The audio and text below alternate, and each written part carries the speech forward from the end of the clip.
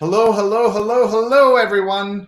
Welcome to another episode of Sree's daily global COVID-19 show. I'm Sree Sreenivasan. I'm the Marshall Loeb Visiting Professor of Digital Innovation at Stony Brook School of Journalism in Long Island. And I'm so grateful to be able to host this daily conversation around various aspects of COVID-19. We are so grateful that you can be here with us. We're live right now on Facebook, on Twitter, on YouTube, and on LinkedIn. Please tag your friends. Please hit share. You know someone who can benefit from our Sunday night show, which is all about positivity. And we are very excited that we can bring this show to you. This is episode number 102. That means we've been on lockdown in New York for 102 straight days. Thank you so much for being here, and please share right now. Let me tell you what episode this is and what we're going to be doing on this show. We have a lot of fun planned because it is positivity. It is Father's Day, and it's 9 p.m. in New York. And we are so grateful to my special guests, my twins, Durga and Krishna, are joining us. And the reason they're here is we want them to tell us the point of view about the lockdown from two 17-year-olds. And as you can imagine, 17-year-olds don't want to be locked down, and 17-year-olds certainly don't want to be on a show with their dad. And the only reason they agreed to do this is because they said this would be my Father's Day gift. Otherwise, I had no hope of getting them on the show. We've had 7-year-olds on the show, 11-year-olds, 12-year-olds, 13-year-olds, but no 17-year-olds, and certainly not my two 17-year-olds. I am so grateful to them. I'm so proud of them. And I'm excited to have them here on the show today. They agreed to be here. Unlike all my other guests who I keep saying, please tag, please share, please tell all your friends, they are telling no one. They don't want anyone to know they're on the show. And that's how they asked me not to tag them on Facebook. So I have not done that. But of course, if other people want to share and post, we'd love for people to do that. You're going to learn a lot what it's like to be two 17-year-old Americans on lockdown. And also we'll hear their thoughts on what's happening around the world, including the protests here in America, as well as what's happening around the planet with the various things that they're interested in. They also took me and my wife Rupa on our first protest as part of the aftermath of the death of George Floyd, and they will tell us about that experience. And they've been since to multiple other things and that have to do with the organizations and organizing around the aftermath of George Floyd's death. So thank you all for being here. We'll get started in just a minute. It is Father's Day, so we have a very special other project that's happening today. We are doing shout outs to fathers as part of a Father's Day promotion that we set up. And we did that this morning on our Father's Day edition of the New York Times Read Along. And we had folks submit a picture and a message, and we are reading them on the air later today. We read them in the morning as part of the New York Times Read Along, and then we're going to be reading them tonight as well. A lot more people sent in photographs of their fathers, father figures, others that they wanted to celebrate. We have more than 40 men of various ages and backgrounds are going to be celebrated from around the world. So please stay tuned for that. And I want to tell you about my Father's Day. It started with me doing my New York Times Read Along with our Read Along team, where we got to interview Tom Jolly, the print editor of the New York Times, reading the print edition of the New York Times together.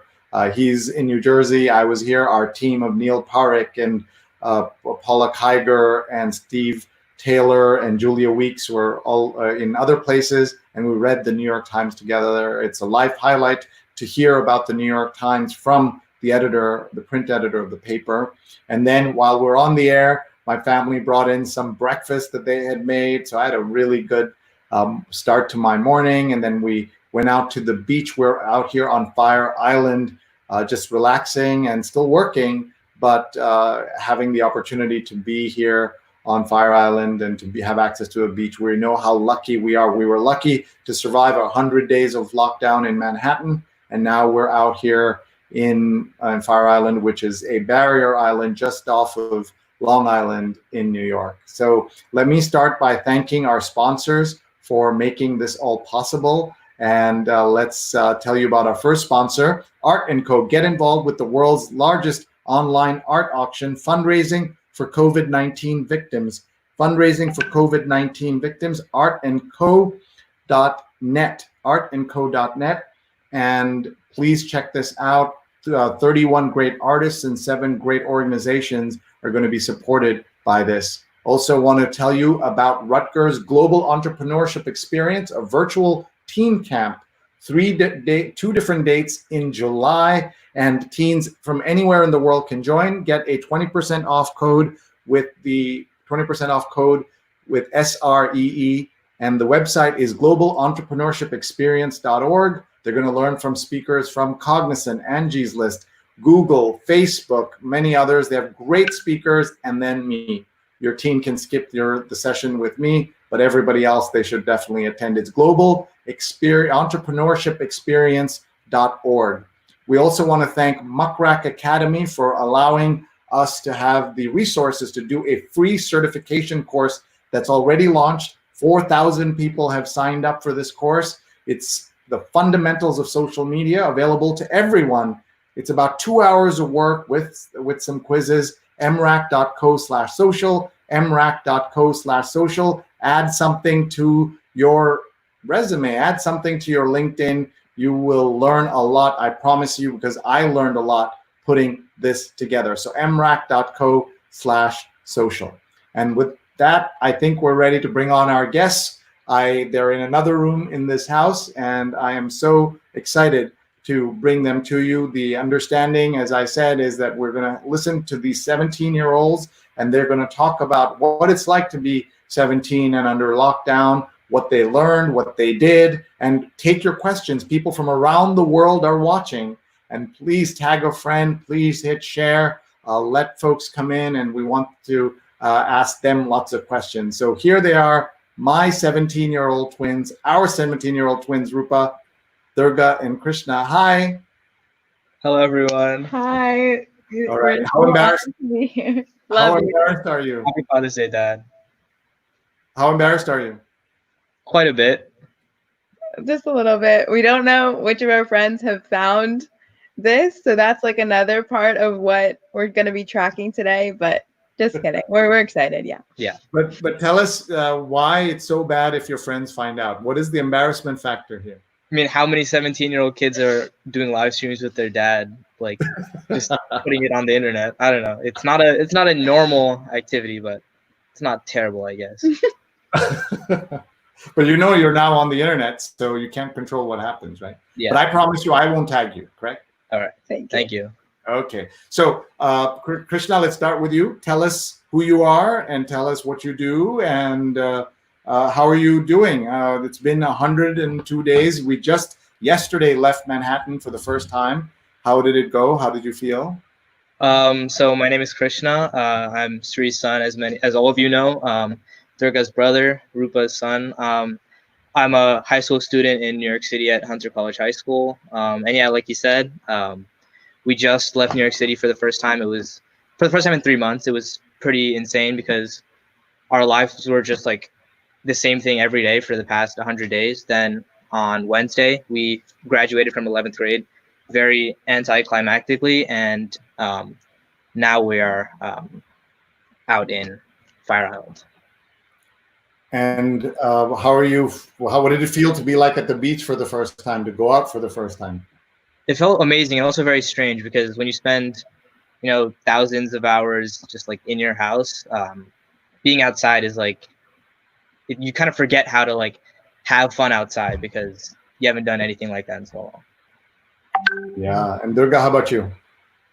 Yeah, same here. I mean, it's fun just to be with Krishna and we've spent so much time as a family.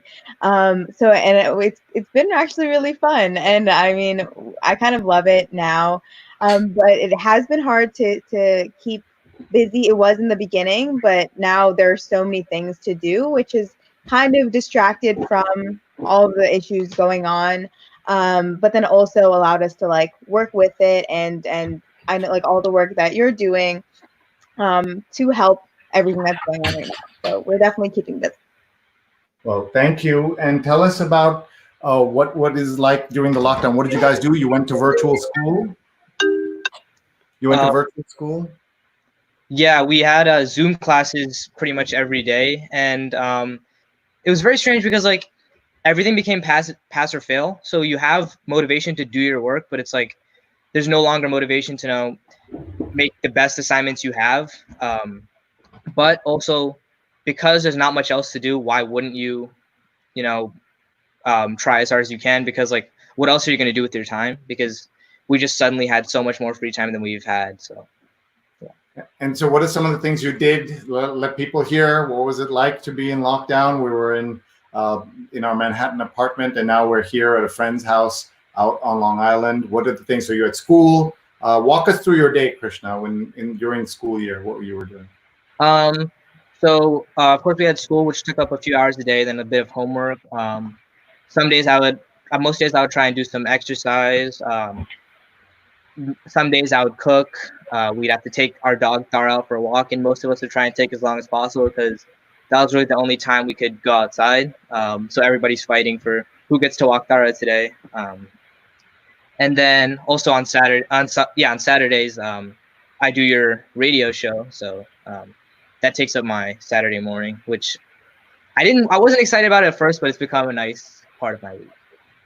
So we should tell people about that. We have a spin-off show from this daily COVID-19 show. It's a radio show on WBAI 99.5 FM and heard worldwide on WBAI.org. It's a completely listener-supported progressive radio station in New York. And that means there's all kinds of people call in. And so talk a little bit about that. We also got some amazing guests, some of the most influential, important people in the world. You booked them to come and speak and be on the show. It's just been great to work with you. You were my intern, and you would write to them saying, I'm Sree's intern/son, and that was pretty cool. So talk about what was that like to produce this? And it's been 3 months. Every Saturday we work together.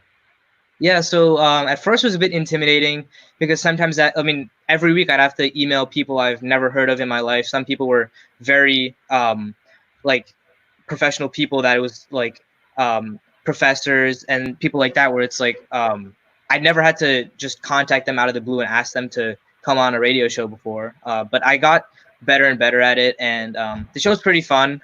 We have a lot of strange people who call. We also have a lot of helpful, curious people. Like we have a few regular people who just call in every week. One 98-year-old guy who says he's immune to coronavirus, stuff like that. It's a bit worrying that we have to be the authorities on it, but also some of our guests are doctors and such, so they can sometimes take the tough questions. Okay. So let's talk to Durga. Tell me about what it was like. You even had an election in the middle of all of this, a school election, Durga. Yeah. So in quarantine, there have been like ups and downs, but definitely things have gotten kind of hectic.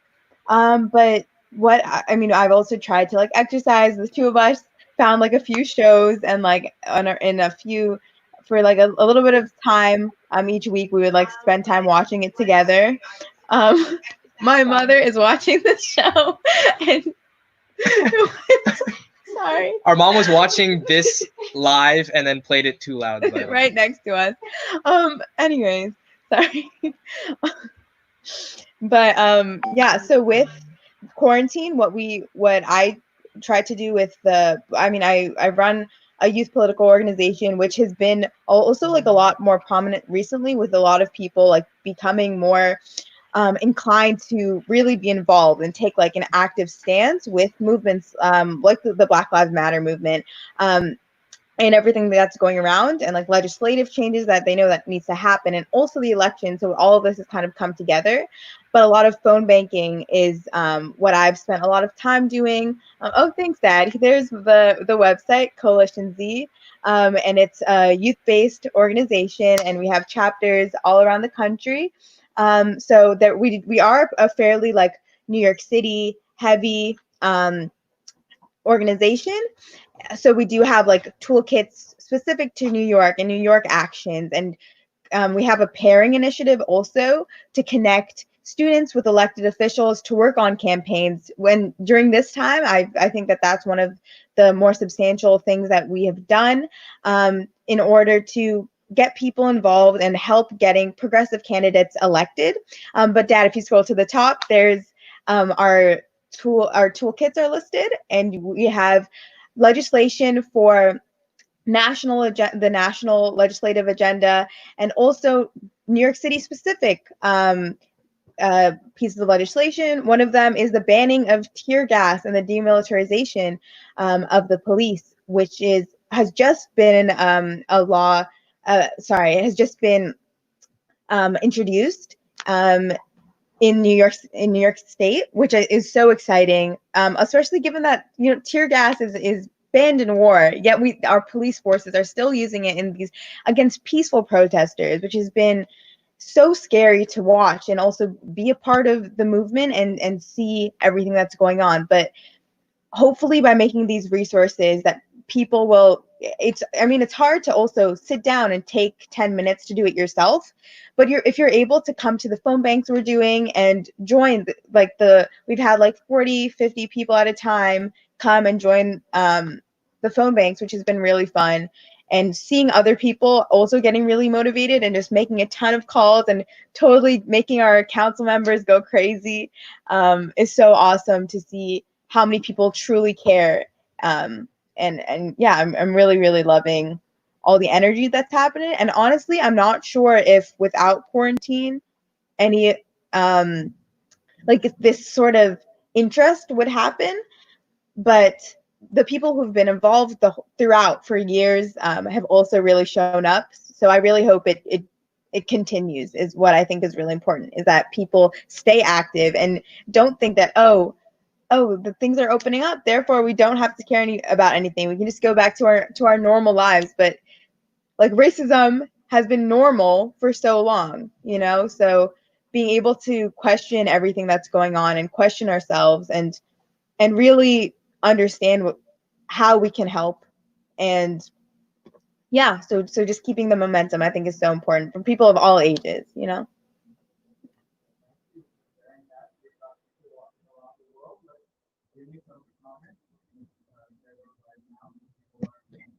So now we're going to bring in some of the comments from people around the world, and let's see who is watching. We'll just say hello to everybody. Our first guest, Jonathan Borstein, says hi. Hello from Union Square. And Jonathan, thank you for watching. He watched for 100 straight episode, and now there's 102 straight episodes. He was my guest on the 100th show. Even when my own family didn't have time to watch, he watched 100 straight episodes. Here's Neil Parekh, looking forward to tonight's show, watching from Springfield, Virginia. He's the executive producer of the New York Times read-along, and also put together our Father's Day tribute. So that's coming up in a few minutes. We're going to celebrate 40 father figures in a little bit. So stay tuned for that. Anand Babu's watching from India. And Neil says, Happy Father's Day to everyone. Rahadyan is here, and good evening from Center Reach, Long Island.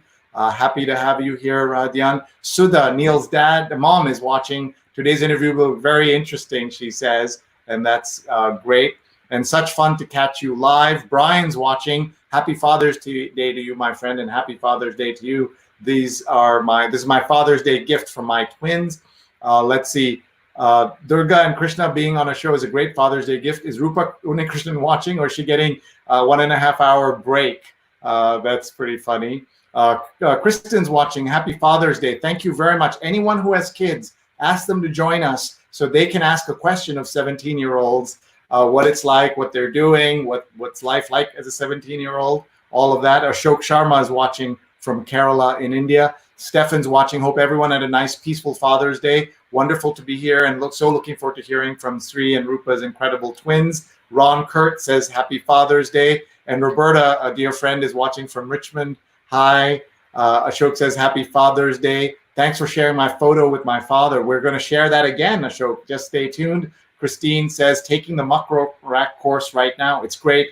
Thank you. Again, I couldn't do what I'm doing if it weren't for these guys agreeing and letting me do all the work we do. So I'm just so grateful to these two and my wife, Rupa. Please follow her, by the way, Rupa Online. She wants you to follow her. These two don't want to give you any social information, right? Because you don't want my friends to follow you, right? That's not cool. Not really. I'm here for Durga and Krishna. Love your kids. You're such a great dad. Thank you. They're such great kids. Hey, Durga. Hey, Krishna. Cherry is watching from Trivandrum. He says, hello, Durga and Krishna. Daryl's watching. I was on Fire Island last summer. It's terrific out there. It really is.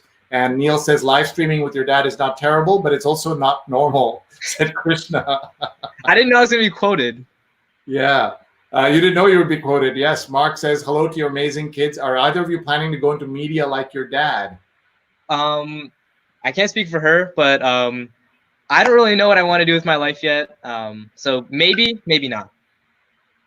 Okay. And Durga? I'm not so sure because there are just so many things that are just being shot at you from all directions. So I don't know if that's like my calling, and it just seems like people can find news for whatever they want to believe right now. So yeah, it seems like a very daunting business, but yeah. Yeah, it certainly is. Let's see who else is watching. Sarah Jamshidi is watching. Happy Father's Day. Ron Kurt says, congrats on your graduation. Well, 11th grade graduation. Let's make it clear, 11th grade graduation. Are you happy that this virus happened 11th grade and not 12th grade? Because it'd be even worse if it was 12th grade, right, Durga? What do you think? I mean, I don't know, because part of it is like developing your work ethic and being able to there are also the fun moments and all the times that you're spending sending off your senior friends, and like seeing some of those connections go is pretty sad. But then also, like, yeah, if it would happen next year, if it happened next year instead, I'm sure we would have been like devastated. So hopefully this will put like next year into context for us and really help everyone like see the value of just like life, you know? Krishna, how do you feel about this? Yeah, it's two very different things. Like now, the end of junior year is like very stressful versus the end of senior year is very peaceful. So like we kind of did get a lot of free time that we wouldn't have had, but at the same time, like the whole college process is just like shambles now. Whereas the seniors, it's like they're losing more sentimental values as opposed to like practical things like applying to college versus just spending time with your friends or graduation. Yep, that I hear you. Radian says, I hope that you're able to have a traditional graduation from high school next year. That's great. And Rajagopal says, happy birthday, Sree. I think he means happy Father's Day. Happy Father's Day to everybody watching. Mark says, how productive are you of your sister as you two become adults? And which one of you is most similar to your dad? I have two nephews. They'll be 11 and 12 in August. What advice do you have for them as they slowly head to high school? Krishna, you first. The question is, which one of you is more similar to me? Neither of us really get told that we're that similar in terms of how we behave, but I'm definitely told I look like him a lot. But I think the answer would probably have to be me, based on like popular consensus. Do you agree? Yeah, and protective maybe. I'm not really that protective because she's very mature, very responsible young lady. So there's nothing I could teach her that she doesn't already know. So I'm not very protective. I appreciate that. And you're also older, right, Durga? By 2 minutes. Older, much older, 2 minutes.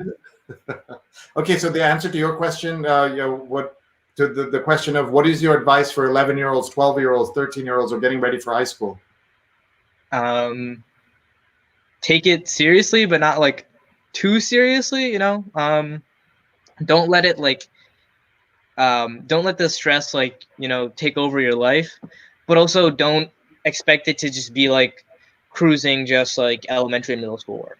Yeah, and then also just like don't do things just for college, because so many people do that, and then it ends up being just something you're not interested in, something that like you can't use later in life. So as long as you just like are staying true to, I think, like to what you believe in and like what you care about, even if you don't get into the college of your dreams, there are still so many great colleges out there. So also being just super open-minded and also just caring about yourself and your friends through the process to make sure you're not too overwhelmed, I think is just really important.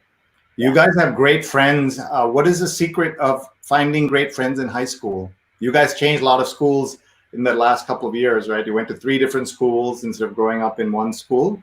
Tell us about the secret to finding great friends.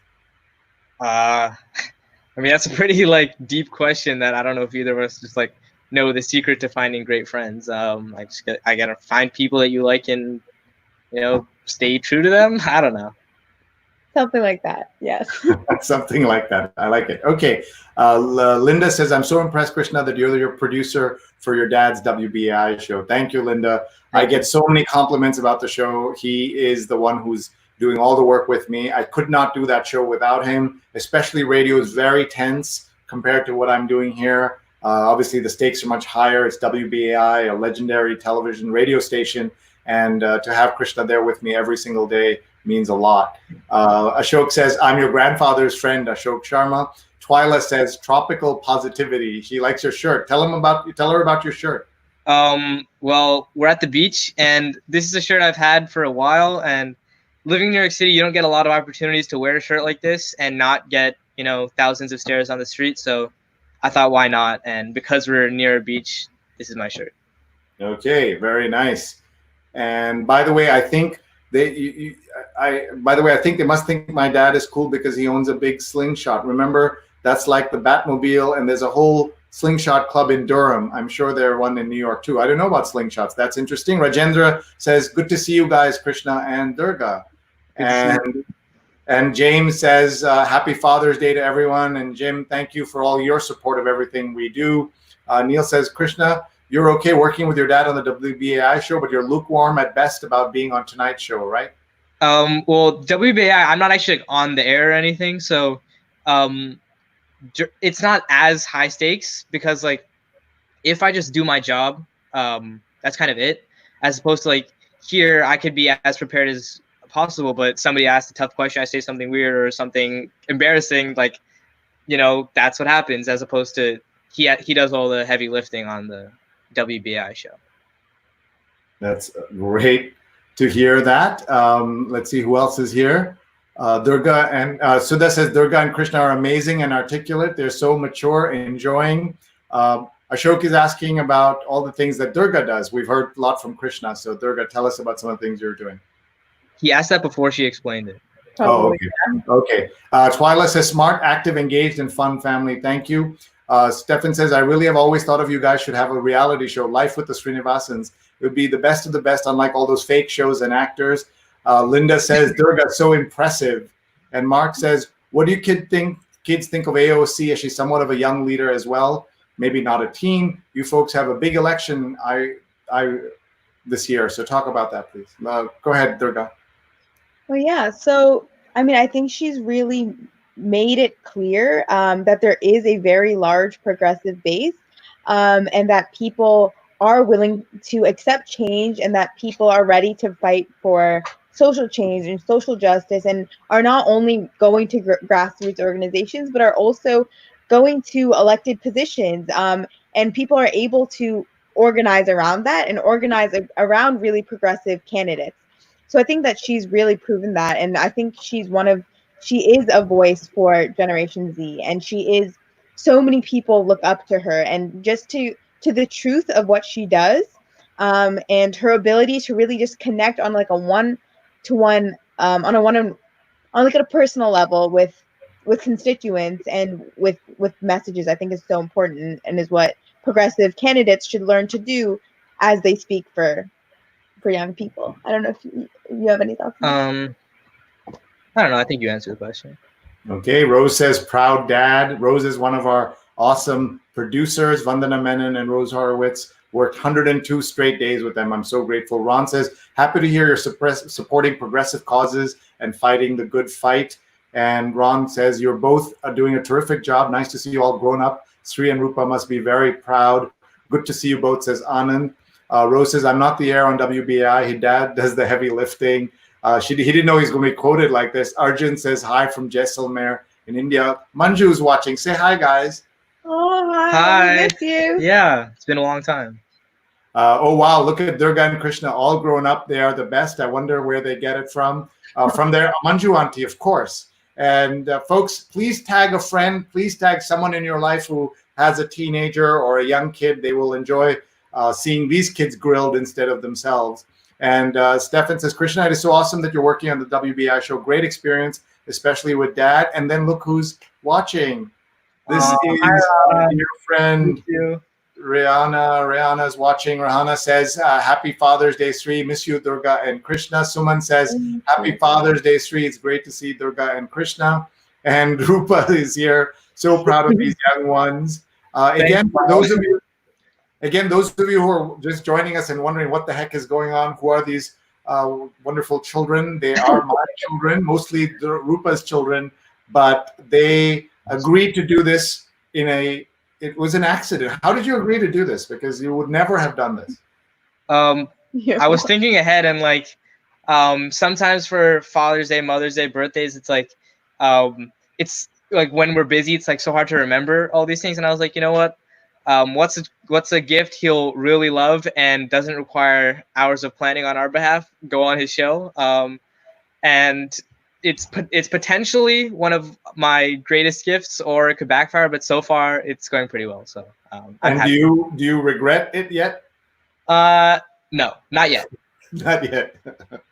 Okay. Twyla's asking, what do Durga and Krishna think of cancel culture? Durga, you want to start? We're just talking about this today. Yeah, it's a bit like cancel culture is like I mean it's hard to say, like, make a judgment on like a whole trend, you know. I think it's like a case-by-case basis. Some people like absolutely deserve to be canceled. They did terrible stuff in their past. Some people, it's more like toss up, was this really so bad? But yeah, so I mean, for me, it's like I have to see what happened with each person getting canceled, and then decide, you know, whether or not I agree that like this was bad enough that we should remove their like celebrity status or stuff like that.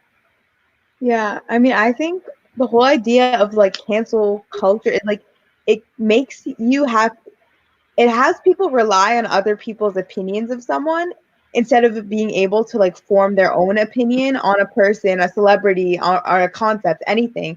It really has people just like hive mind, you know, and just think something's valid just because they heard their friend say it or some random internet troll say it. So I think that's what's harmful about it. Instead of going the extra mile, like do your own research, search up issues, search up things you're interested in, and like form opinions. I don't think it makes sense to just like go off of everyone else's just one idea. But then also, I think it also like makes people unwilling to like change, is what we were talking about before as well. Is like people are also like trying to cancel like Gandhi now, and like the thing about that is like, can you really cancel someone who has saved millions of lives? And it's also canceling them because supposedly, like, because he was racist when he lived in South Africa previously. And I do understand that and how horrible that was. But you also have to give someone the capacity to change, because otherwise no one's going to be willing to change if you're just going to say, oh, you're canceled from day one. Like, you have to have faith in, like the Trump supporters of the world who say no to things like immigration, who do think that, who do have an array of views that I personally do not agree with, and personally think are very harmful to the marginalized in society. But if you just completely say, you know, we're going to exclude you from society, then you're giving them no room to change. So I think that's really important. Sorry, that became a bit of a rant, but.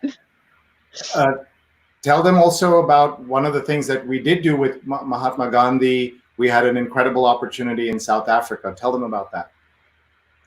So when we were in South Africa, we met his granddaughter, Ela Gandhi, with our dad's best friend and his family, Andrew Lee. And it was a really cool experience because he's one of those historical figures that's like taken like a legendary status. So to see like a real person who's like connected to him was very, very I don't know what the word for it is. It was very surreal, but it was really cool to see Gandhi's granddaughter and hear what she had to say about her own grandfather, who happened to be one of the most important men in history, at least from my perspective. So let's talk about this photo. Do you remember this? This was in Pietermaritzburg, the train station where Mahatma Gandhi got kicked off the train. And they have the statue of Mahatma Gandhi there. There's the young Gandhi that most people don't recognize.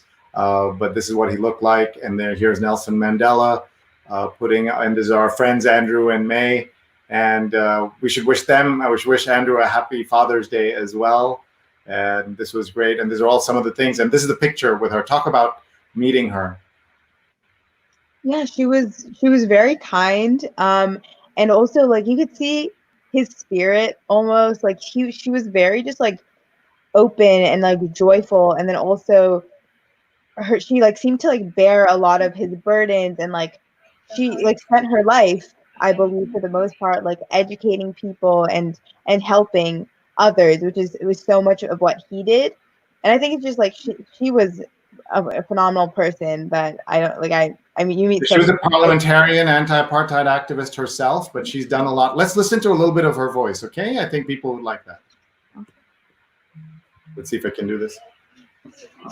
It may not be loud enough here. Let's see. This is in the settlement that Mahatma Gandhi ran. I'll give you guys a break. You can relax for a minute. Running water, all the services. And he gave that up to come and live here, where there was only bush in this area. And because he felt that he had to change. So the Phoenix settlement is about the change in his life. When he came here, he was a different man altogether.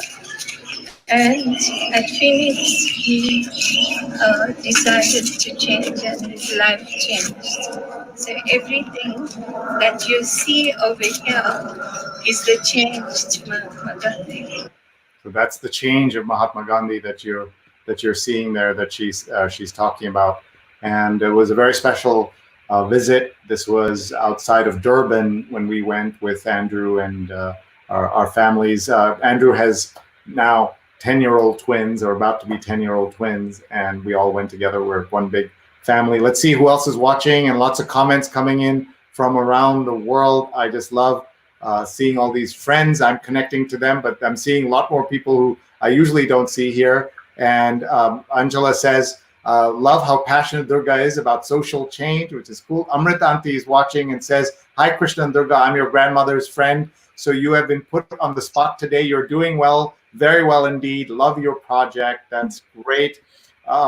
Debbie is watching from DC. We missed the Upper West Side. Remember, Debbie Auntie used to live in our building, and her daughter babysat you, which is great. Stefan says, Durga, you're beyond impressive. If only more young people and even grown-ups were as proactive as you. Keep up the great work. Nidhi's watching. I love this. Hi, Durga and Krishna. And Daryl says, yeah, I'm in Richmond Hill, but dreaming of a return to Fire Island. Rose says, happy Father's Day. What a generous gift from your children. They are regretting it now. Neil says, the naming of the generations got all messed up. Generation X was actually Generation 10, like the iPhone naming convention. Instead of Generation 11, it went to Y, Z, etc. Neil, I didn't know that. I didn't know. I'm Generation X, I guess. I've forgotten now what I am, but I'm completely confused. Krishna, Adam is asking, how is it growing up in Manhattan? What's it like growing up in Manhattan? I mean, I've only lived in Manhattan, so I have nothing to compare it to, but it's fun. You don't need a car. After a certain age, you can just pretty much take public transport almost everywhere you need to go. And you can walk to most of the places, like getting food, groceries, etc. So it's pretty nice. The only downside is if you live in Manhattan, chances are you have a much smaller house than you would if you lived in the suburbs or in a rural area. But it might be worth the trade-off depending on who you ask. I think it is. Durga, what about you? Yeah, I mean, I love living in the city, just given the amount of people you'll meet and the people you get to interact with. But yeah, I mean, there are obviously its downsides, and it's also the most segregated school district in the country, which is pretty disturbing. So there's like a lot of things that can be fixed, but also like the amount of just like energy and also like open-mindedness for the most part is pretty like appealing. That's great to hear about your. We always wanted to live in the city. Do you guys wish you lived in the suburbs and had a backyard? Sometimes, especially when I was little and I would always run around the house, occasionally breaking things. I'd wish I had a backyard. And every time we went to visit people's houses, like the one I can remember most is Charlie and Mary Auntie's. Whenever we went to their house, it was so great to have a backyard for for the day, for the evening. But we have Riverside Park like 2 blocks away. We have Central Park, one of the most famous parks in the world, a few blocks away. So I can't really complain. Yeah, I mean, also, yeah, I would think I would hate like having nothing to do around you. Like so many things we can just like walk for 10 minutes, and then you can. There's like amazing restaurants, amazing things to do. So that would be like the downside. But like especially like right now where you can't really do anything, in the city, like a nice big house would be amazing. But of course, like we have like the parks and stuff. So. Yeah. All right. Ritu says, happy Father's Day. You're doing a great job, kids. That's awesome. Krishna, you didn't know you would be quoted. This video will live on forever on multiple channels. No pressure. Yeah, I mean, I realize that now. But if I like scripted out everything I wanted to say to every one of these questions, it'd be a very boring show because I would take the middle path on every. I would have no opinions, nothing that anyone could possibly get mad at. So.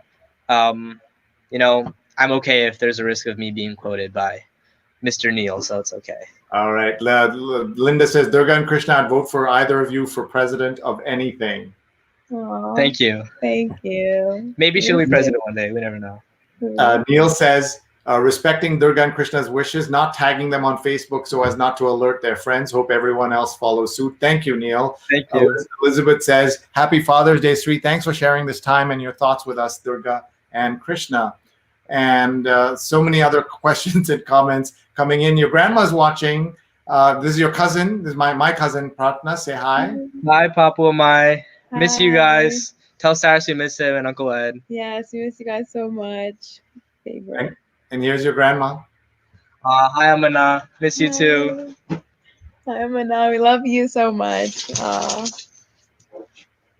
Let's see who else. And Pratna says, happy Father's Day to me. Radhyan says, thank you, Neil. He's giving, I guess Neil gave a movie recommendation earlier. And there's so much going on here. Sudha says, we also had Gandhiji's granddaughter, Sumatra Kulkarni, as a house guest in Hastings. Neil has a picture with her. Oh, wow. That is awesome. Shiva Ramesh says, really appreciate Durga's thoughtful answer on so-called cancel culture. And Suman says, wow, history becomes so much more real for the kids when they have such experiences. Hunter is my friend, Hunter Walker, my former student. Great kids, Sree. Happy Father's Day. Joseph says, happy Father's Day. Ron says, wow, cool connection to history. And Radhyan says, probably not the best comparison, but Ted Kennedy should not be judged solely on Chappaquiddick, but on the whole of his life, especially the good he did as a senator in his later life. There's actually kind of breaking news this evening.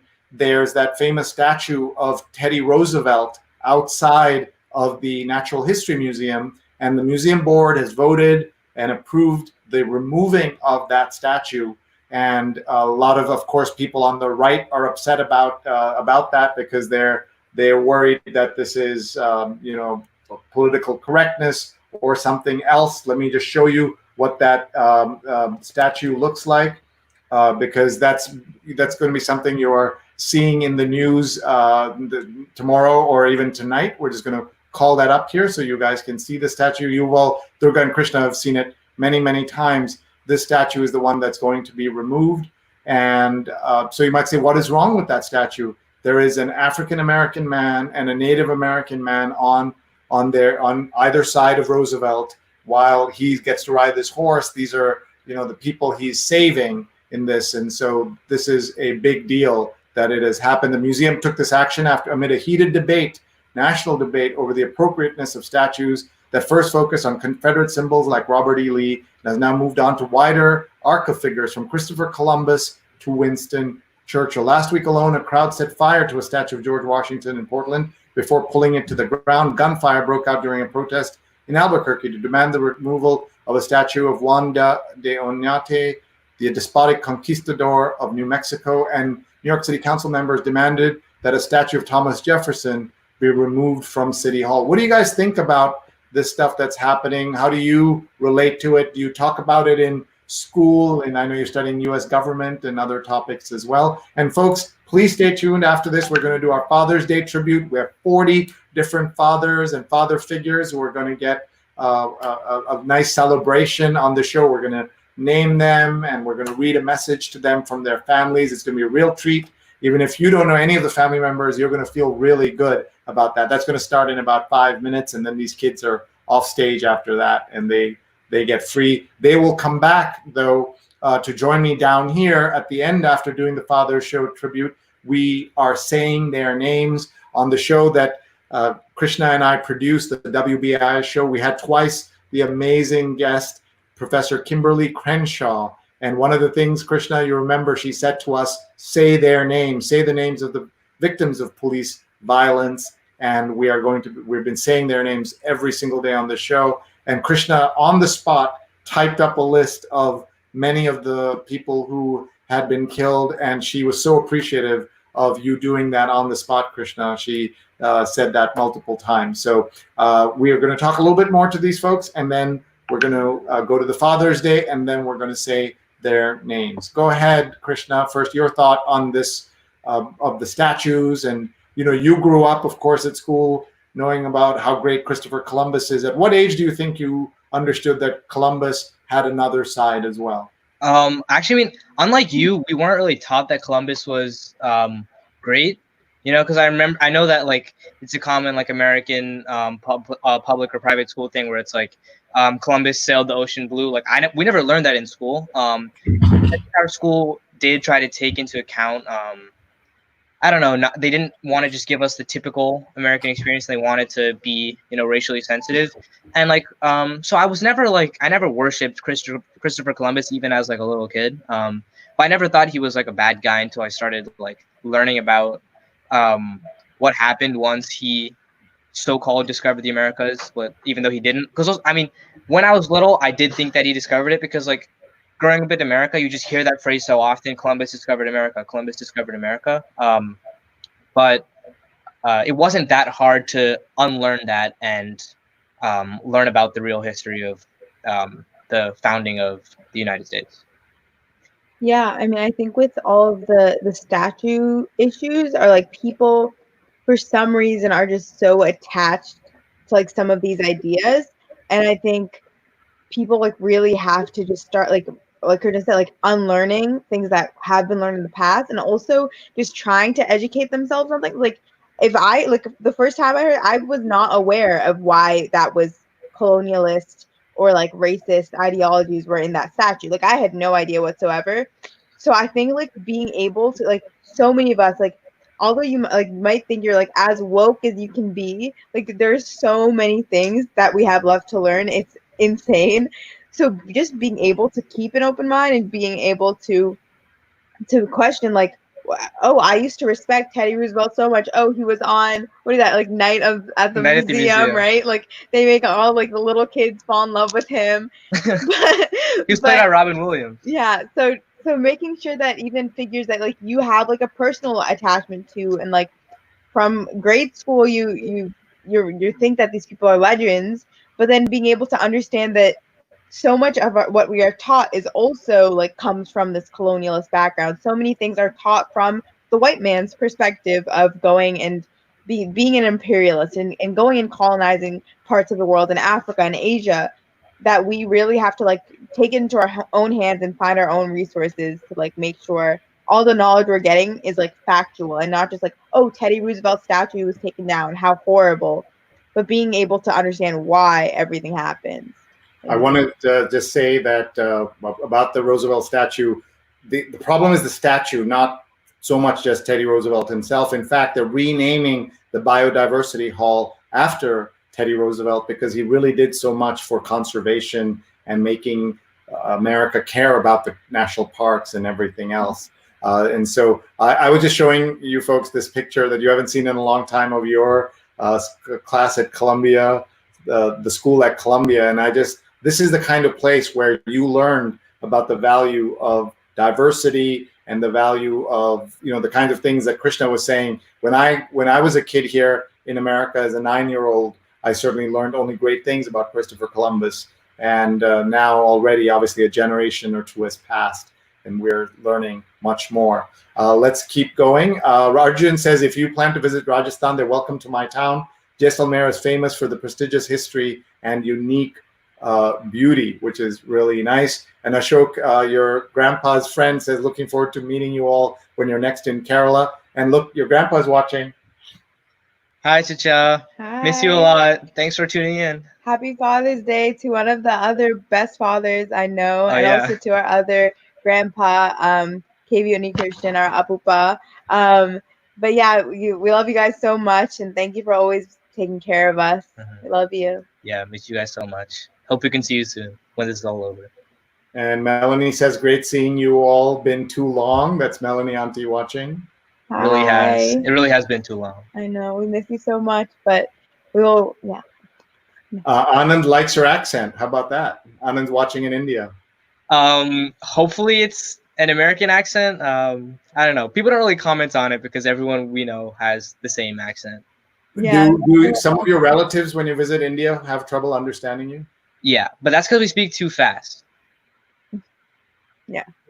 Great kids. Happy Father's Day, Sree, and to all fathers to be, and a salute to those fulfilling fatherly roles for some families. I think that is great. Olinda is watching from Mumbai. Tell us about your trip to Mumbai that you remember.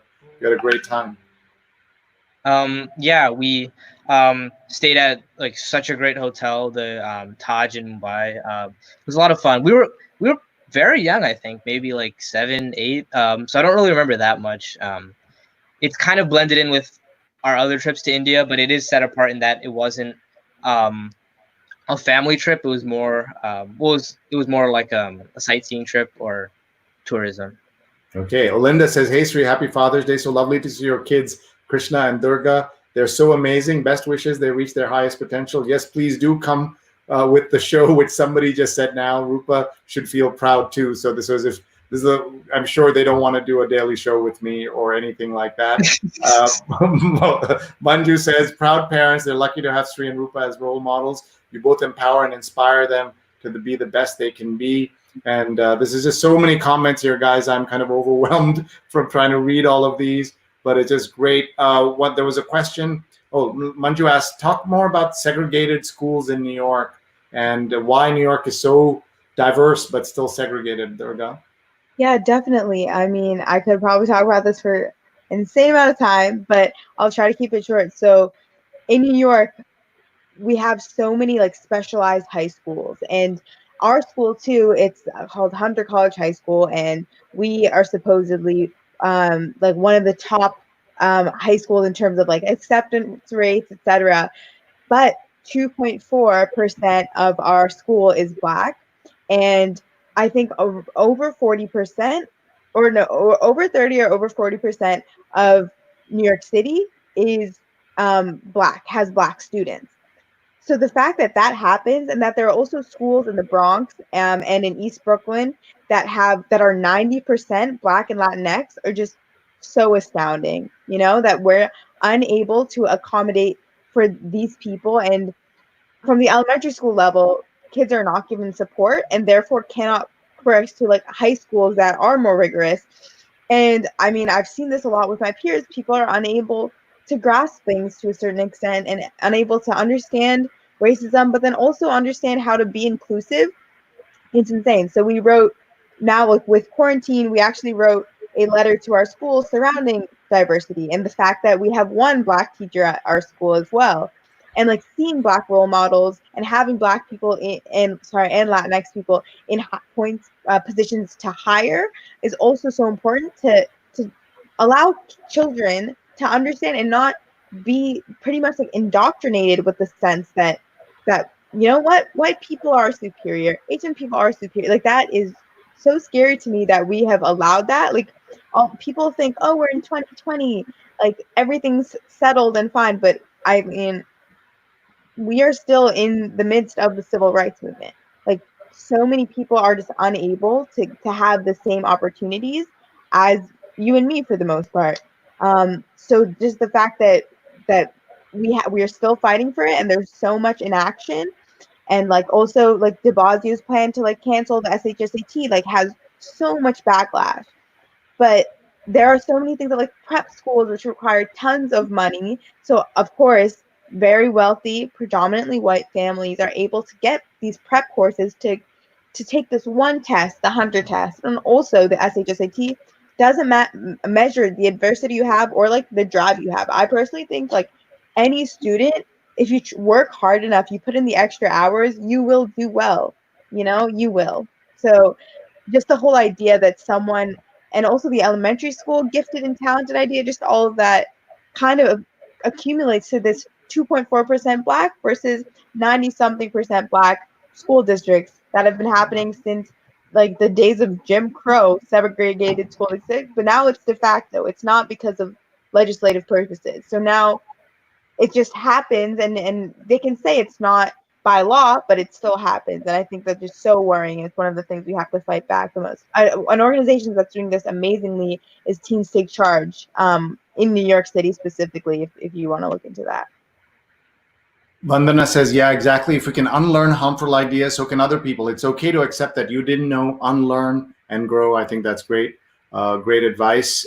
There's a big conversation going on here. Pratana says, Papu says, it wasn't that hard to unlearn that. Couldn't agree more, Krishna. We need to keep educating ourselves, which is really cool. Radyan's naming all the different parts of New York that's there. People are tagging their friends. And Julia's tagged Robin, who you know from our building and has babysat you and everything. And Papu is tagged Ed and Mohan, my uncle, and one of your favorite grandpas. And Himali's watching and says, Happy Father's Day, Sree. Love your kids. And that's so cool. Yeah. And now she's worried, right, Durga? You're thinking, wait a minute, Arushi's watching this. So this is really bad.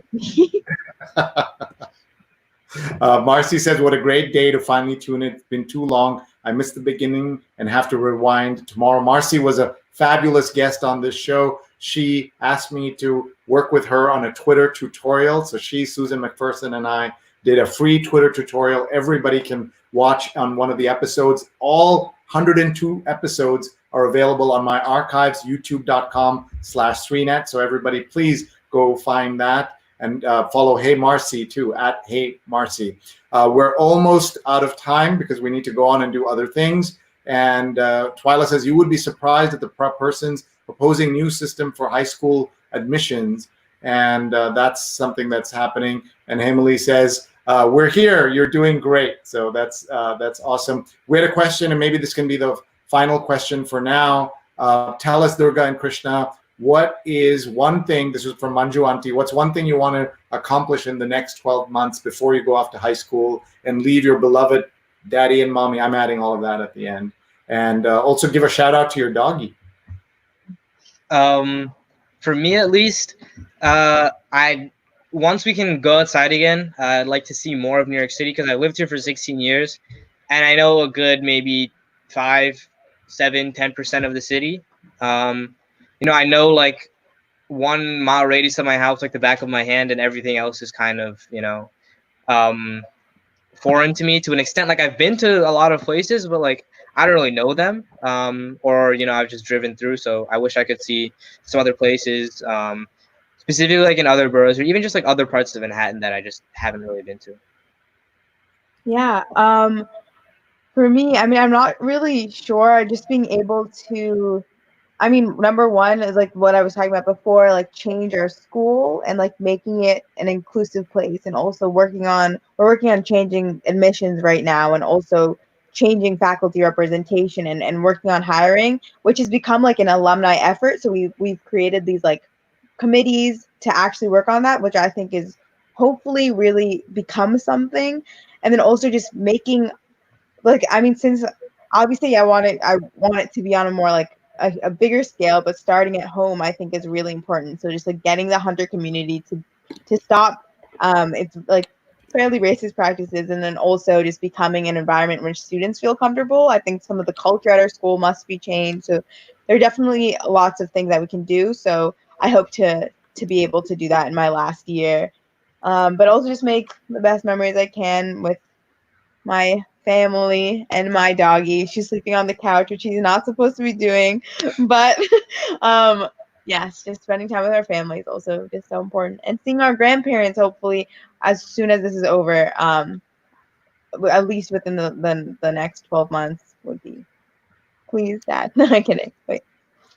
Yeah, we'd love to obviously take you to see them. Julia says come to Brooklyn, and there's just so many comments here. Look, Crystal Auntie says hi. Hi, we miss you guys. We miss you. How are the kids?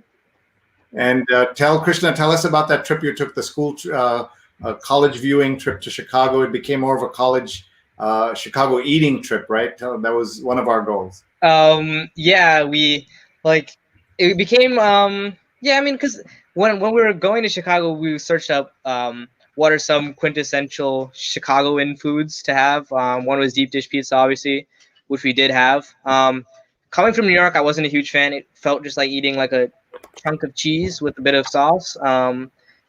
And then we had something called Italian beef, which was pretty good. It's a sandwich, and Chicago style hot dog, which was a last minute effort that Dad and I found in the airport.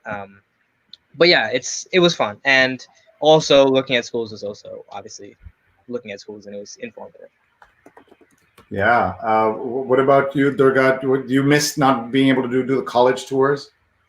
Yeah, I mean that's a big issue because like just like thinking about how much like what you want to do in the future and like where you're gonna end up being, because so many of the like the preconceptions you have about college are just because of the name, but there's so many things you don't know about different colleges, so it's gonna be really difficult like choosing our like college list without being able to be there. And there's so many virtual sessions now too, but how many hours of Zoom do you really want to keep on adding? And they also all just seriously blend in after a point. But I see Papa Mai says come to LA, and that was like our last like college like trip, and that was like also just so fun, just spending time with our little cousin Cyrus and our amazing uncle and aunt. But I just like, I mean, that was also like some of my dream schools are there. So that was like, I'm actually so grateful that happened like almost a month. I'm not even sure, but just 2 weeks, 2-3 weeks, yeah.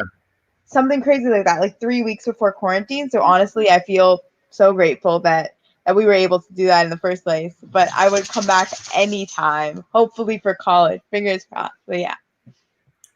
And Sudha Auntie says, Rupa and Sree, both the kids are amazing. They're bright and intelligent. I'm proud of them the way you are. So that's great. Krishna, before we go, we got to talk about your love of food and your cooking and your food blog. Tell them about it. Yeah, it's been a bit inactive over quarantine, but I have been I look at online recipes a lot, and occasionally I'll be cooking them myself. So I've been reviewing whether or not they're worth cooking. So yeah, maybe check it out at some point. So what is the name of the blog? KrishnasRecipeReviews.com. Oh, great. And Durga, what are you working on? Tell us about your Bharatanatyam before we go. Yeah, I mean, there's the my Iron Gate Throne, which many of you may have heard of, especially a ton of people from India are tuning in. That Iron Gate Throne is like you're stepping onto the stage, and like it's basically like a pathway to becoming like a professional dancer.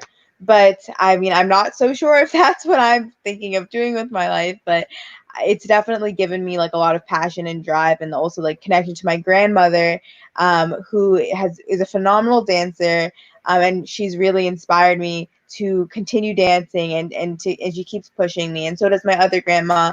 And yeah, so those are both my huge inspirations for like dancing in the first place and just keeping that up.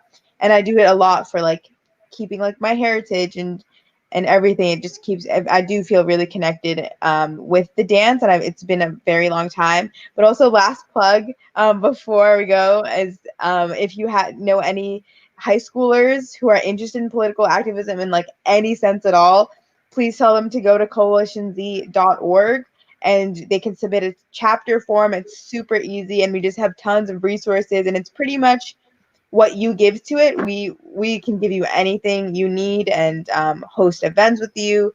So yeah, so if you know anyone interested, any high schooler or younger, like who's interested to volunteer, anything, they can find us and email us at info@coalitionz.org. But yeah, thank you. That's great. So many other comments coming in. Jeremiah is asking about dealing with the unrest at the rest of the country. In fact, we talked about it, Jeremiah. If you have a chance, you can go back and rewind. Also, they took Rupa and me to our first protest, and it was really nice that we could go and learn a lot from the kids. It's really special when we can do that. Julia is asking, what's your favorite restaurant in New York City? And Durga, I know, has been trying to get us to go to one of her favorite restaurants, which is Sarana Bhavan. Oh, yeah. Very authentically New York. But, yeah. I don't think there's one restaurant I go to enough that I can say is my favorite besides Lenny's Bagels, which is very not, it's not a popular choice. It's a bagel shop near our house that we used to go to every Sunday. But there's a bagel shop about 10 blocks away from our house called Absolute Bagels that probably has, 100 times the customers. So I'm not sure anybody else would say that's their favorite restaurant in NYC, but in terms of frequency of visits, that would definitely be mine. I really like Cafe Frida, which is also on the Upper West Side. It's like this slightly switched up Mexican food. I just love Mexican food all across the city. But yeah, it's so good if you're ever in the 80s on the Upper West Side and go. It's super yummy. Yeah. So what we're looking at, folks, is Krishna's cooking. He has his recipe blog, as he said, it's called Krishna's Recipe Reviews, krishnasrecipereviews.blogspot.com. And what he does is he cooks and reviews recipes by other people and then grades it based on how difficult it is, how authentic it is, how expensive it is. So here you're looking at his chicken duck adobo from Food Wishes. Here is paratha from Serious Eats that he made by hand from scratch, right, Krishna? Yeah. And braised and glazed lamb shanks and Indian-ish nachos from Priya Krishna's Indian-ish New York Times Cooking. What is these? These are mango, right? That was supposed to be the previous one. I don't know, the photo is not showing, but these are fried sweet plantains. And so many other posts. So, and who's this? Tell them about. That is Chef Vikas Khanna, a family friend and a very famous chef in India. And I've met him a few times, and he's very inspirational. Right now, he's doing a lot of work with providing meals to people in India during lockdown. I think it was something like 1 million meals, which is absolutely mind-blowing. So it was it was a great experience meeting him. And he was our guest back in episode 54. Krishna, you're episode 102. And he was episode number 54. And there's a picture of him with the Obamas. And he has distributed more than 2 million meals. And the New York Times has since written about him. And we're very proud of Vikas Khanna. Krishna has also had the chance to spend some time in various New York City restaurants in the back of the kitchen cooking as well. So I'm going to now switch over to reading 40 different fathers on Father's Day from around the world. You'll all want to stay tuned to that. The kids get a few minutes off. And then they're going to come down as I finish up, and they're going to join me in reading the names of the victims of police violence that we've been doing, thanks to Krishna's booking of Professor Kimberly Crenshaw, who asked us to do that. She was amazing, right, Krishna? Yeah, absolutely. And Mark is asking, does the fact that we're out of lockdown in New York and we've come to Fire Island mean that we're going to end the COVID shows, the daily COVID shows? The answer is no, we're not. Partly because we're in lockdown now here. We go out in masks. Everything is in lockdown on Fire Island. And we're going to continue to tell the stories that we can. We're covering 3 crises on this show. We're covering the healthcare crisis, the financial crisis, as well as the racial injustice crisis in America. So goodbye for a few minutes, Durga and Krishna. Thanks for being here. Greatest Father's Day gift ever. Thank you. Love you very much. And we'll see you downstairs in about 10 minutes, okay? All right. Okay. See lovely. you. Bye. Love Bye. you. And those are all 2 awesome kids, and I'm so grateful to them. Now we're going to change pace a little bit, and we're going to bring you our Father's Day greetings that we have put together for you. We're very proud of this. We did it this morning on the Father's Day show with Tom Jolly from the New York Times. And now we're going to be able to do this for you with a lot more fathers have been added and father figures. And a couple of unusual twists in here. So you're going to see all of that right now on this show. I want to start by just acknowledging how grateful I am to everybody for participating in this. 50% of our proceeds go to Tom Jolly's favorite charity. It is called the unusualsuspects.org. It's a theater group in LA that works with at-risk youth and others. So we will give 50% of our proceeds here. You might ask, why do we do this? It's a lot of work on our part. We're doing it in part to celebrate fathers. Also, our Digimentors company that people hire to do virtual events and social and digital consulting, we're learning what works and what doesn't. And so this little exercise helps us understand how to crowdsource images, how to crowdsource stories, how to create a new revenue line. And we did this for Mother's Day with 25 moms, and we have more than 40 dads tonight and father figures as well. So thank you all for joining us, and let's go. Let's celebrate dads. If you sent in something, we've put your dad or father figure on this. If we misspell, mispronounce, etc., my fault. I take responsibility. But I do want to thank Neil Parekh for putting this together, my partner in many digital shenanigans, and one here too. So call your family around, make sure you're watching, because we're going to start right now by celebrating various dads on this show. So let's start right now, and full screen so we can read the names to you and celebrate these fathers right now. And let's get started.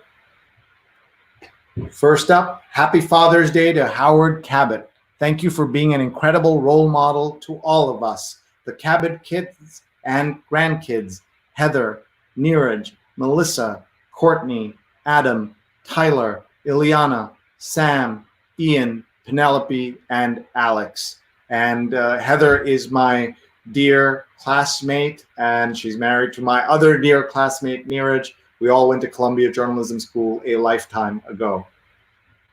Happy Father's Day to Jason, the best dad out there, who makes every day so much fun. Thank you for making us laugh and for resolving all our tech tickets every day. Love, Jenny, Brook, and Brett. And Jenny is on our Digimentors team and a fabulous addition and former student. We're just very grateful to have her on our team.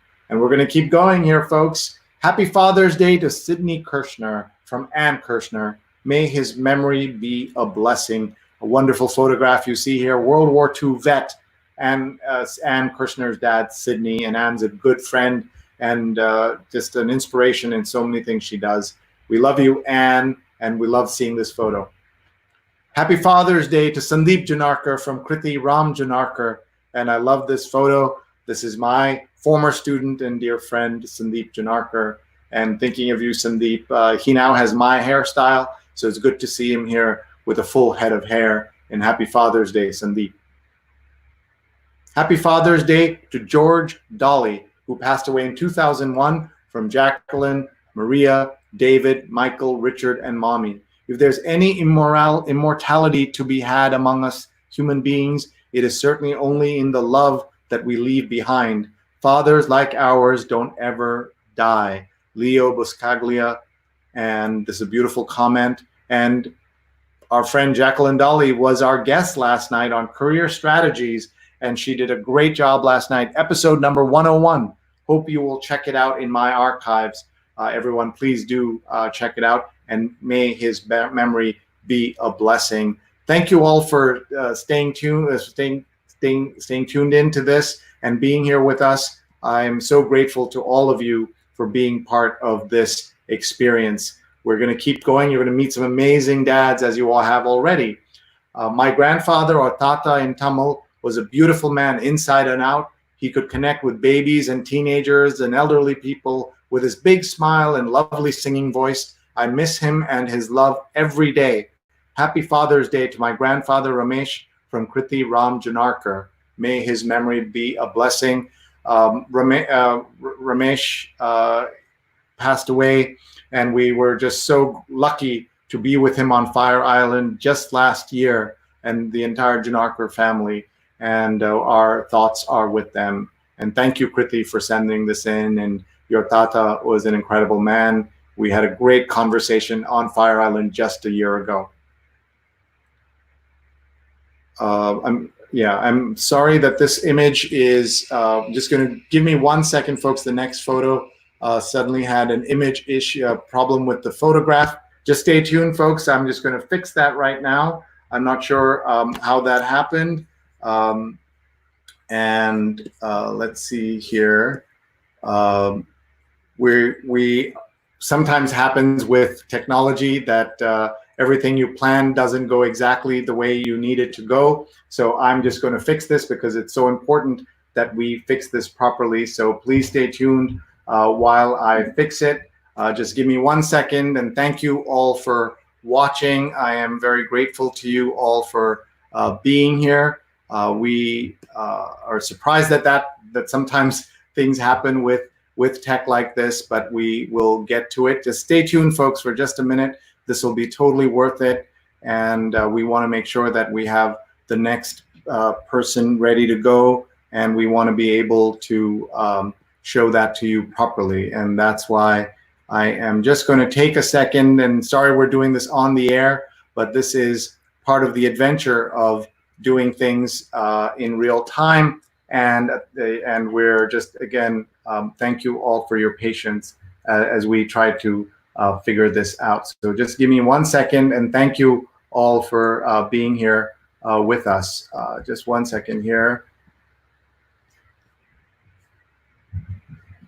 We are almost there. I'm trying to fix this, and I know that watching me fix this while I'm looking around doesn't make a lot of sense. So here's what I'm going to do. I'm going to come in here and just put a cover on this, and just stay tuned, folks. We'll be right in. I'm going to go in and just find the image that I need. I see that our friend Neil Parekh has joined me in helping me to fix this, but Neil, I think I got it. Just give me 1 second. I'm just going to find a particular photo that that just had a problem with it. I had just checked it all out before we went on the air, and sometimes technology has issues. Neil, if you want to come on behind the scenes and just say hello to everybody and tell us why we decided to do this, Neil. Hey everyone, this is Neil Parekh, and I just wanted I put up the correct image tree so we can show it to folks. So you got both of them in there. So do I just refresh the screen? Is that what I do? I just shared my screen, Sree. I had the.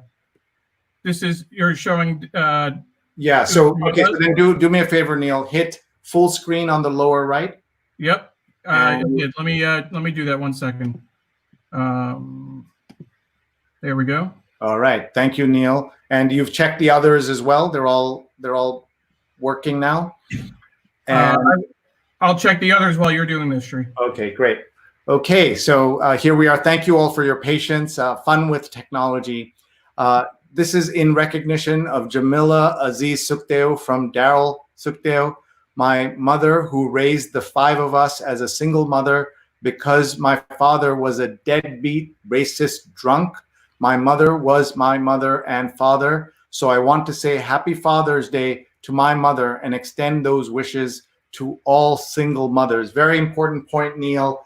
I want to hear your thoughts on this on Father's Day. Wow, that's a lot to take in. First of all, I helped put these together, and Daryl, first of all, on my copy, apologize for the extra L in your name. We did correct it in Shree's copy. I was frankly floored when I read your submission because of the honesty and the candor. We had someone mention this morning, and I think it might have been I don't want to say the name to get it wrong, but someone mentioned that they had a difficult relationship with their father and that they were able to reconcile before they passed away. And Daryl, to see your comment honoring your mom because she was a single mom and she served both as your father and your mother, because your father, to use your words, was a deadbeat racist drunk. I think it's incredible to share with the New York Times the New York Times read-along family this morning and the Sree COVID-19 call family this evening. And that really, to me, speaks to how much faith and trust we have in each other, that we can be this vulnerable and this open, that you could share that type of detail. That's not the kind of thing that people usually share with each other. I just thought it was incredible to put that out there. So thank you again for your honesty and your candor. Thank you, Neil. I'm going to take over from here. I'm going to switch out Sure. and take on my screen here. So thank you very much, Neil, and thank you for this great initiative. We were very proud to do this for Mother's Day, and now we're doing it for Father's Day. Sure. So just and take it over.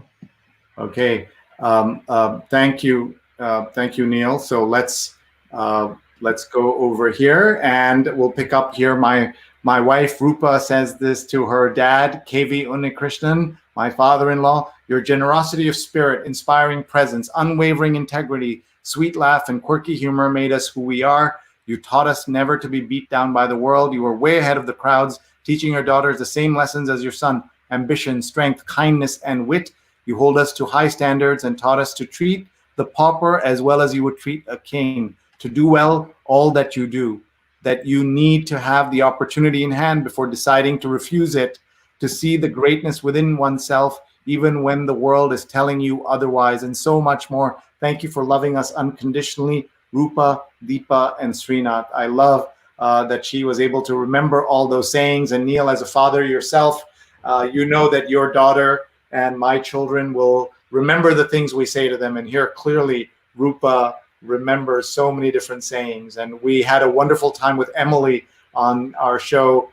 We got to hear from 17-year-olds tonight, but a few episodes ago we heard from a 7-year-old. Neil's daughter was our guest and was fantastic. Okay, let's keep going. And happy birthday to my father-in-law.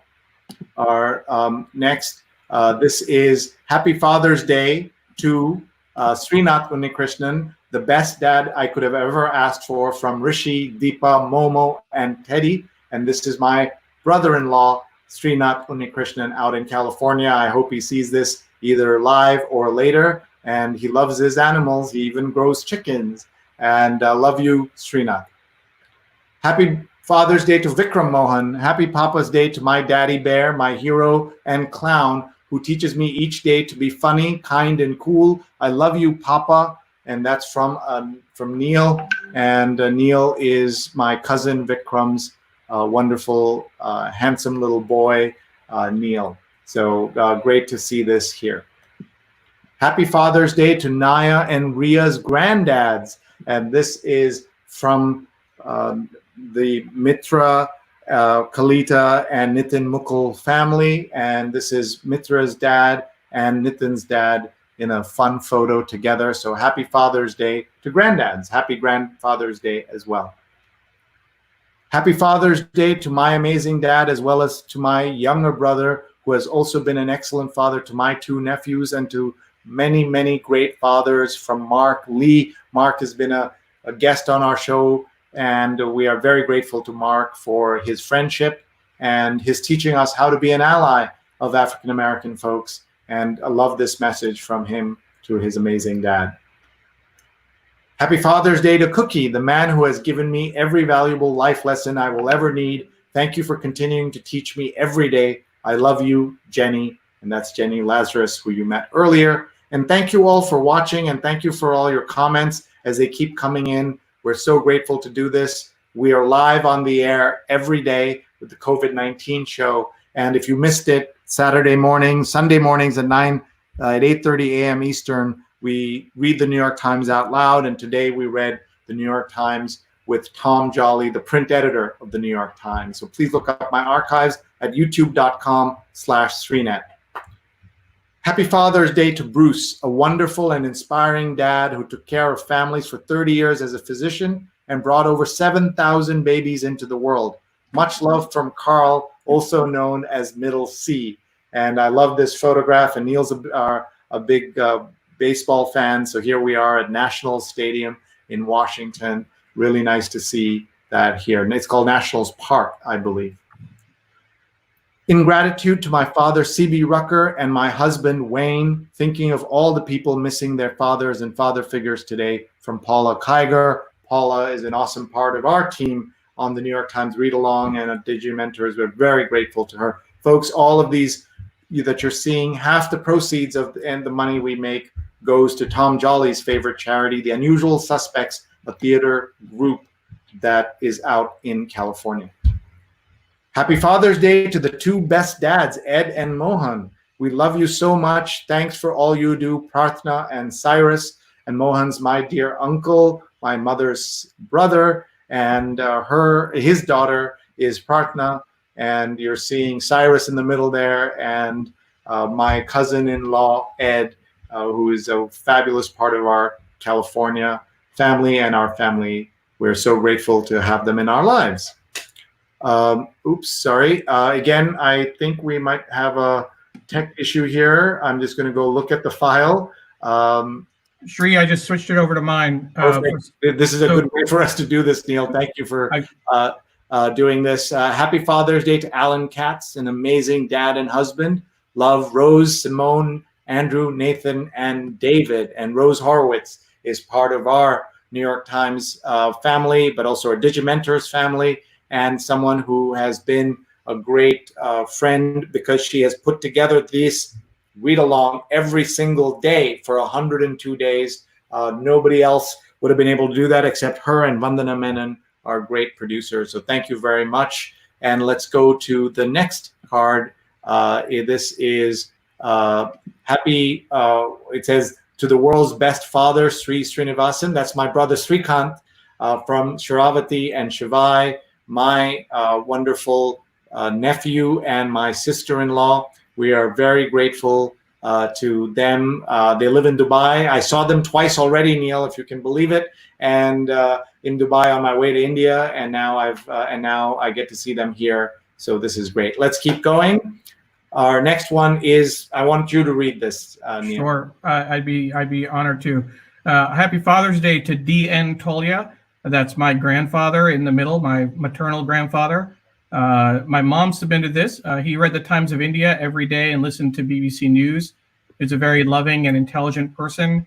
And he actually spent many years in Myanmar, formerly Burma, where he took the family before World War II and had to flee when the Japanese were invading. So my mom, Sudha Parekh, submitted it. May his memory be a blessing as well. This picture was taken, I believe, in '81. That's me in the bottom right corner. My sister is in the bottom left. And that's my dad, who is in the top right of the screen. That's a great photo and very, very nice to see him. All right, let's go to the next one. And yeah, I think the cursor is causing these images to be there, and that's nice when we can see. Look at this. This is a great picture from our colleague Steve Taylor. Happy Father's Day to Pat Taylor. And I have a great photo of Steve on my balcony, so I like seeing this picture as well. So that's really cool. Let's go to the next one. And I should say Steve is an awesome part of our Digimentors team. And in fact, he and I have a production in a few minutes, so I got to speed this along here with the Hong Kong University. To our Appa, Dad, Chandi Tata, and Ram Tata from Sujana, Keval, Kedar, Sajan, and Sarika, with love. Happy Father's Day to H.K. Chandrasekhar, Krishna Ramanathan. Thank you for always being there and always supporting our dreams. From Sujana Chandrasekhar, who is one of the two doctors on our brand new show, She's on Call, which as the second episode launched today. I hope you will all take a look at She's on Call. Follow on Facebook, Twitter, YouTube, etc. She's on Call is the new show. Let's go to our next set of. This is really emotional for us to see this. Happy Father's Day from Sunny Slaughter to my 5 brothers, Ahmad Ward, Sree Sreenivasan, Martin Weinberg, Neil Parekh, and Ron Thomas. Thank you for being men of courage, character, and dignity. Love Sunny Slaughter. Sunny is an awesome lady who's been on multiple shows, and that she would, by the way, spend money to do this for us is incredible, Neil, and we're very, very grateful to her. And thank you so much, Sunny, for being a role model to so many of us in many different ways. Our next greeting is from Tom Jolly to his dad, also Tom Jolly. Thank you for everything and for always being there for me. And thank you, Tom, for being there today.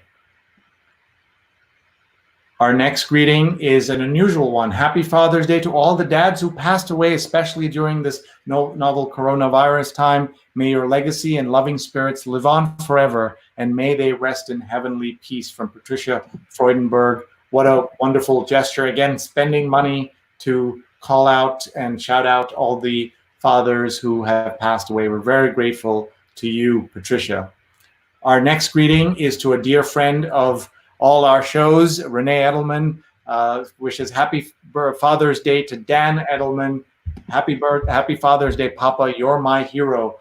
Love, Renee Edelman. May Dan's memory be a blessing. Dan, Renee, and I are all alumni of Columbia Journalism School, and I learned so much from working with Renee and learning from Dan, and we had the honor of opening the Daniel Edelman Plaza at Columbia Journalism School, and we'd love anybody who's gone there to make sure they see that at the school. Next, we say Happy Father's Day to Sri Hari Pillai from Rukmini L. Pillai, and that's my cousin's husband, Sri Hari, and Rukmini is their awesome daughter. Happy Father's Day, and glad you are seeing this and we're able to submit this.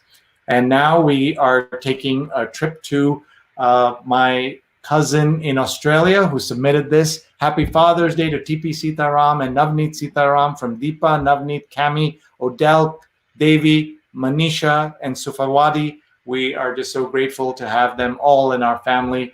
That's our extended family that extends from Dubai, Australia, Thailand, etc. And we're just so glad they are part of our lives. So grateful. All right, this is a Happy Father's Day to Alfred Anthony from Bob Anthony. Since my father's birthday often fell on Mother's Day, it's only fair that my mother share Father's Day. May their memories be a blessing. From our friend Bob Anthony at New York Bob, dear friend, who was the third guest on our show and the very first guest on the very first WBAI show I ever hosted 3 months ago. Thank you so much, Bob Anthony. And now, Happy Father's Day to Sumarsanko Sastrovardoyo from Radian Sastrovardoyo. This is Papa and me in late 1963. We had a challenging relationship, but I'm happy we forgave each other before he died in December 2018. I love you, Papa, and may his memory be a blessing. As Neil said on the morning show, it isn't easy for folks to share like this publicly, and that's a very special thing that he was able to share. And Sree, I just wanted to note that that was the one I was mentioning earlier, that we had someone else make a reference to a difficult relationship. Rahadin, thank you so much for sharing that as well. It means a lot to be that open with our community. So thank you. Thank you. We're very grateful. Now we go to Manju, who's been watching the show and says, Happy Father's Day to PV Natarajan from Lakshmi Manju Natarajan and Kailash Amritur and our daughters Shaila and Shreya. As a child, I adored you. As a teenager, I argued with you. As an adult, I enjoyed you. And now as a mother, I'm forever grateful to you. Thank you for a lifetime of laughter, life lessons, and unconditional love. I can't wait to see you soon. That is just a terrific greeting.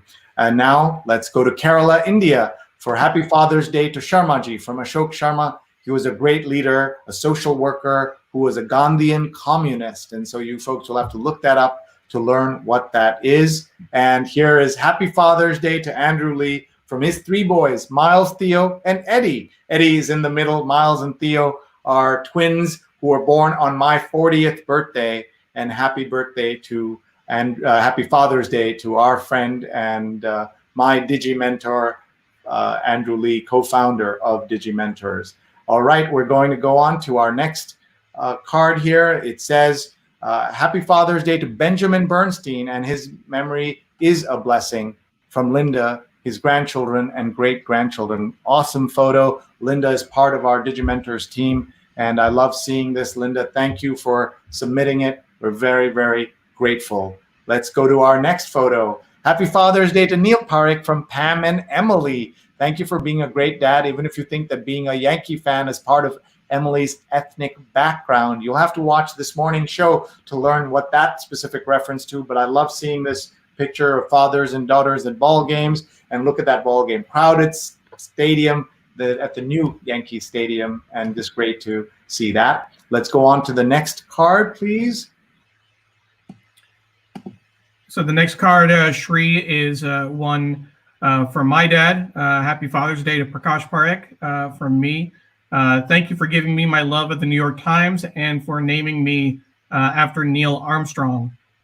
May my dad's memory be a blessing. As you know, he passed away about 11 years ago in 2009. And we're very grateful to Prakash for connecting us in multiple ways, including sending you as his stand-in for my wedding. And his love of the New York Times, he asked that he be cremated with the print Sunday New York Times edition, and to have Tom Jolly read the New York Times with you first at his home, and then here it tells you something that Prakash is smiling from wherever he is. We're very grateful to him. All right, happy Father's Day coming up next. To my dad, Acha, from me. Here's me and my dad in 1970, and here's my dad in 2010. And even today, my dad carries me and makes me do everything that I do is only possible because of my father. So happy Father's Day. Dad, I want to make sure we have another card, a couple of cards. So Neil, I'm going to just take over here. Yeah, of course. And you took out your... Yeah, thanks, Neil. Oops, let me just add my card back in here. And then I've got to actually move pretty fast because I have a show to do at 11 o'clock with Hong Kong University. So we'll be doing that very quickly. Happy Father's Day to my father's brothers, who are my other dads, T.P. Gopalakrishnan on the extreme right, T.P. Madhusudanan in the middle, and T.P. Sitaram. And I love that you all met Durga and Krishna, and there they are on the shoulders of my dad and his youngest brother. I love this picture, and I just had to show it to everyone. I'm also thinking, obviously, of my grandparents. I know, as everybody else is, of their grandparents as well. And then I want to show you this picture. We couldn't be Father's Day for me, especially as I have been telling everybody, thank the mentors on your life, in your life before before you forget. And so I'm saying hello to a mix of different people here. I don't have the time to tell you all their stories because I could do a whole hour on each of them. Walt Mossberg on the upper left, technology journalist. Charles Cunnan Carroll, my godfather out in New Jersey, amazing inventor, and we're going to try to do a show with him. He has a book about the inventor in you, which a lot of people will love. Also, Mervyn Block right next to him. That's the third from left. Merv is my writing guru and dear friend. He was my professor 25 years ago. Next to him is Donald Rubin, founder of the Rubin Museum. He's a mentor to me because he built a life that I would be honored to live and build 1/10, 100th of the life he has built in terms of his family, his impact on the world. Next to him is Peter Bhatia, the editor of the Detroit Free Press, and a dear friend and somebody who really made the South Asian Journalists Association what it is today. Also, shout out on the extreme right on the first row to Dan Foreman, my TV guru and mentor, who gave me a chance at being on television. And this episodes and these shows are a tribute to the work that he put in to make that possible. On the bottom row, extreme left, Chip Scanlon, who is my writing coach and guru. Next to him is David Clytell, who passed away. May his memory be a blessing. My teaching guru. In the middle is Walter Cronkite. He's not my mentor, though of course the mentor to so many of us, but behind him in the distance is Peter Herford, who was my guest this week on episode number 95 of my last Sunday show, and I know many of you watched. He's there in the room where it happened when Walter Cronkite got the message that President Kennedy had been shot. That's him behind him on the wire service. And please watch that episode 95. Go to my YouTube and watch that, please. Next to him, the awesome Sig Gisler, a former administrator of the Pulitzer Prizes, and who taught with me digital media. And he taught me so much. He was not Mr. Digital Media, but he taught me that digital media is about media before it's about the digital stuff. And he's my mentor. Also, big hello to Reggie Stewart, who taught me all I know about leading a nonprofit organization, how to have an impact in the nonprofit world, and my dear friend and fellow Columbia alum. And then in the photo at the lower right extreme is Kevin McKenna, who was my mentor at the New York Times when I spent a summer there, and we've been friends ever since. Also, Columbia Journalism School. So way too many people, but I'm doing this so I want to inspire all of you to thank your mentors. Please, everyone, thank your mentors. And maybe, Neil, one day we'll do a mentors show like this and let everybody come in and greet their mentors. And finally, I think we have one more card that I'm going to show everyone. And it's this one from my kids. They surprised me this morning from my children. Dear Papa, we're so awed by the number of lives you are able to touch, connect, and inspire every single day. Your strength and courage invigorates us, and we're so grateful that you have instilled your spirit and joy in us. You have encouraged us to pursue what we love, and we will forever be cheering you on through all your endeavors as you change the world. We love you more than anything. Durga, Krishna, and Tara, our dog. I am so grateful to all of you for being here with me and for following this incredible journey that I'm on. I'm so grateful to all of you. We just have a couple of minutes left. If my kids join me again, we will bring them in so they can help read the names. But right now, I need to read the names because we are running out of time. So let me do that here. This is a sacred thing that we do. And I want to, and Neil, you can join me in reading the names. This is something sacred that we do on this show every night.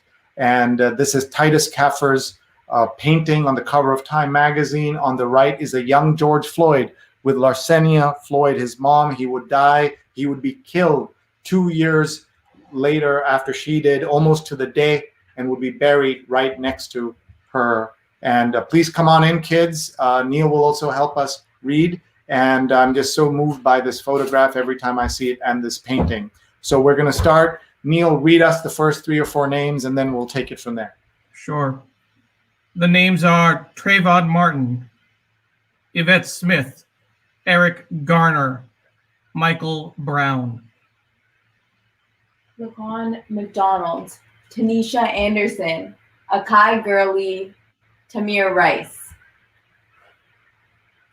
Jerame Reed, Natasha McKenna, Eric Harris.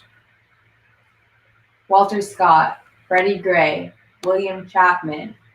Sandra Bland, Darius Stewart, Samuel DuBose.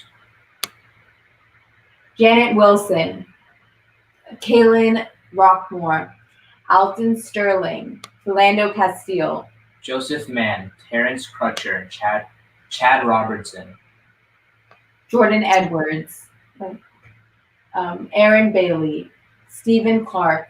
Stefan Clark, Danny Ray Thomas, Antoine Rose, Botham Jean, Tatiana Jefferson, Michael Dean, Ahmad Arbery, Breonna Taylor, and George Floyd. And to that list, we must add, of course, Rayshard Brooks and so many other folks who are part of the story. Durga and Krishna join me in the back. Neil's there. And it's so important that we say these names. And we're just thankful. This is the end of our Father's Day. We're thankful to everyone who has participated. I'm rushing this at the end because it's already 10:49, 2 hours after we started, but I also have a 11 o'clock interview that I'm doing, and so I'm going to step out in just a minute. Thank you, Neil, for the Father's Day. Great bookend, starting with Tom Jolly in the New York Times read-along and ending with this. Kids, anything else you want to say? Happy Father's Day, everyone. Yeah. Father's Day. And thank you guys for agreeing to do this. And I hope not too many regrets. Did your phones blow up? Not really. Not yet. So, okay. So we hope Great. it is that way. Great job, Durga Krishna. Great job. Thank you. Thanks, man. And there were so many great comments coming in from everywhere. And there's Gopika, your cousin, my aunt, my cousin, your aunt, and Lata, my my aunt watching, so many other folks watching. Thank you. And my grandma Lekha has written in, and so many other people here. Really great. And Vandana says it's so hard to see your parents as people, and that is true. And happy Father's Day. Linda says, don't be stressed. I am stressed because we wanted to make sure this is perfect, and life isn't always perfect. That's one of the things we learned. But thank you, everybody, for watching. Thank you for your support, and we'll see you soon. Durga, you can hit end broadcast. Go ahead. I'll press this, and then you can press the second time. Go ahead. Okay, say bye. Bye, everyone. Thank you. See you tomorrow. Be safe. Bye. It takes a second. Bye.